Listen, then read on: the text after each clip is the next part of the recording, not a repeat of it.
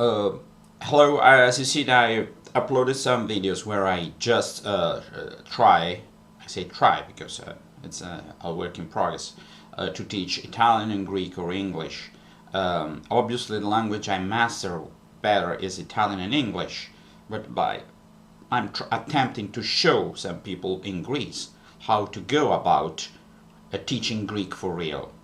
And that's not an easy method for the one who's uploading the video, because it requires a linguistic knowledge and a language mindset that many people don't have if they haven't been dealing with teaching languages, with learning languages. So the problem is, if I teach, for example, you haven't to do that, I have to decompose the meaning into logical basic units. It means I'm not asking to do that, but you can do that if you want. It's not required. You mustn't do that. I'm asking you to do that, and it is required. So many times, for example, Italians would have non devi farlo, which contains both meanings. So if I say this means non devi farlo, that's not enough for a student. It's not enough information in order for the student to use that language actively in the right way. Sometimes people get away with it because they have been saying that, which is grammatically correct. You mustn't do that. It's not wrong in the form. It just doesn't match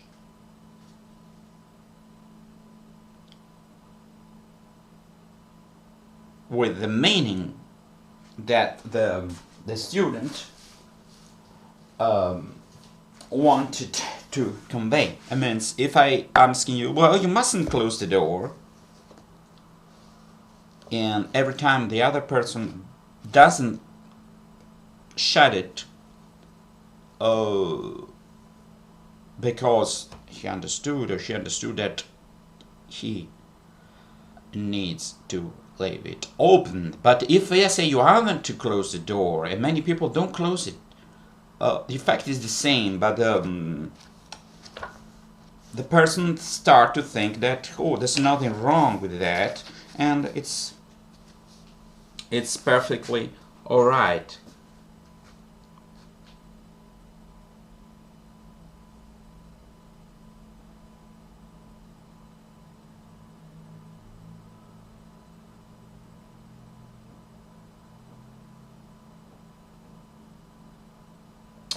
Okay, sorry. So, having situation, let's say, come in, oh, I want the door open. Okay? It's very important. You mustn't close the door. Somebody gets in, oh, okay, it's very heavy. I know it's difficult for you to close the door. It doesn't mind, you haven't to close it. I'll close it. It's the situation, it's the context, it's the words you said before and after that clarify the meaning. I'm in a restaurant, and I say, okay, I don't know, what? I'll have a steak. Now I know. If I say before, every day I have a steak every day for years. And the way you say, what will you have? I say, you know I have a steak every time I come here. It's the situation. It's not the translation, because many languages don't have these distinctions. If I say in Greek, Thelo aloena, I want that. Θέλω άλλο ένα ποτήρι whiskey. I drank a glass of whiskey and I still want. If I say θέλω άλλο ένα, not this, that one. In English is one more and another one. In Italian, strangely enough, we don't distinguish. We say voglio un altro bicchiere. It means another glass or one glass more. And I should add all this additional information so that the student can infer the real meaning. This is a longer process and involves some thinking on the part of the teacher, rather than say this means that, this is in translation, it's using this. It's a cognitive approach. It doesn't work. It doesn't work for spoken languages. It can work for languages where you read and write in a way, like Latin, ancient Greek, I don't know. I wouldn't say dead languages, let's say past formal languages, because the Greek or ancient Greek is not a dead language, because all languages die every generation in a way, die a little bit. So there's no point. What can we tell? The ancient Greek died as modern Greek. It's a continuum. Dead languages are languages that one generation stopped entirely to speak in 2 or 3 generations, like the language of Etruscan, I don't know this, but some languages that didn't evolve, didn't change and became something else. So even Indo-European is not a dead language. It's a dead or past form of a language that is still alive in all Indo-European languages.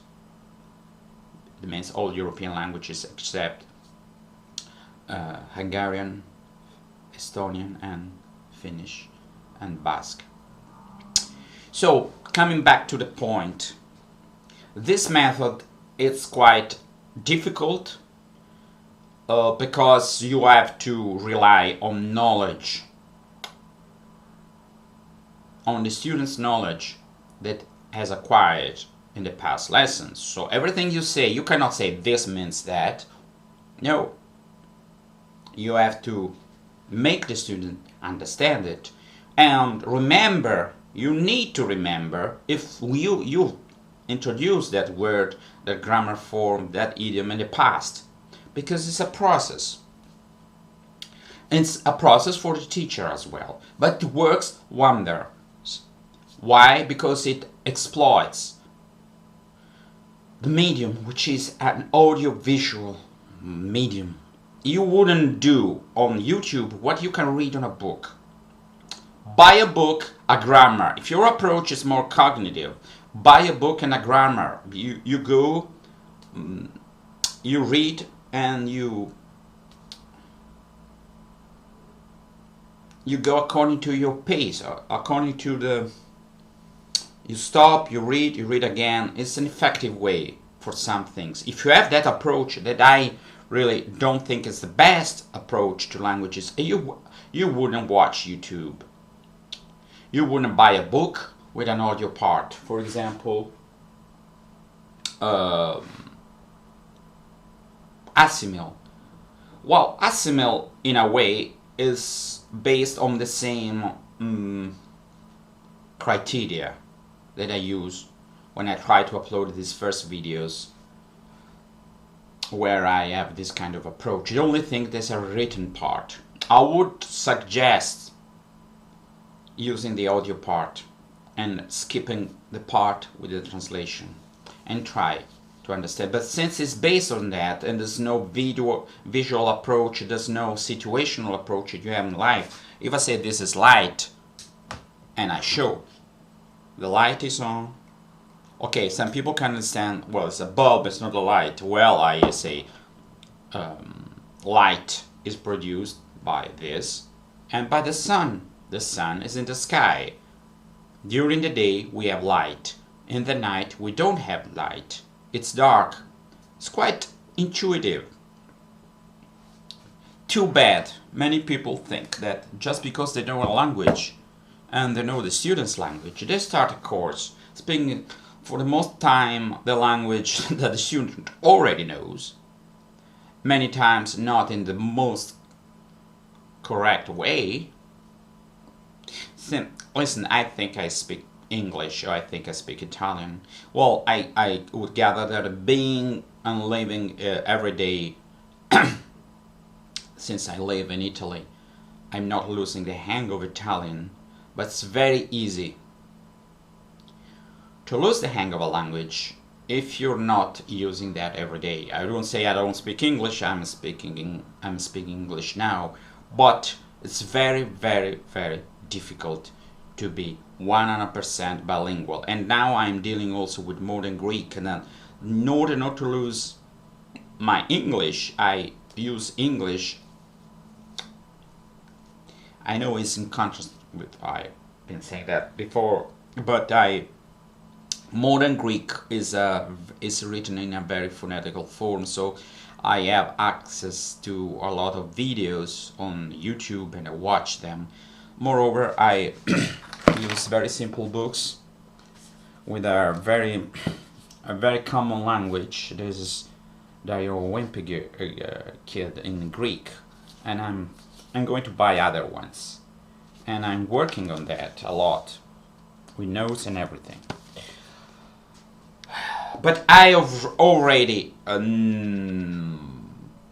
overcome the level where I can understand people speak and I understand the flags. I don't get lost.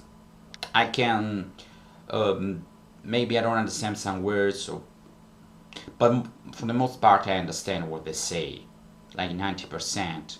So it's not like I hear a flux of words and now and then I understand some words. I understand everything, and now and then I don't understand something, but I don't get lost, so I can have this kind of approach.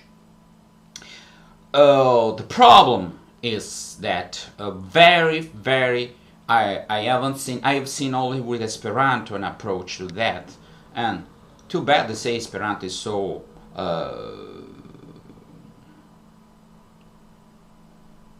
is not a natural language, but the way they teach sometimes is more natural than the way they teach language they think they are natural.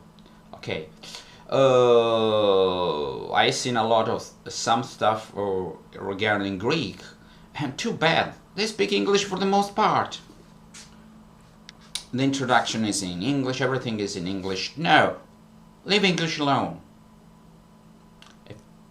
I'm speaking English because I'm not teaching Greek, I'm not teaching Italian, just explaining my opinion about how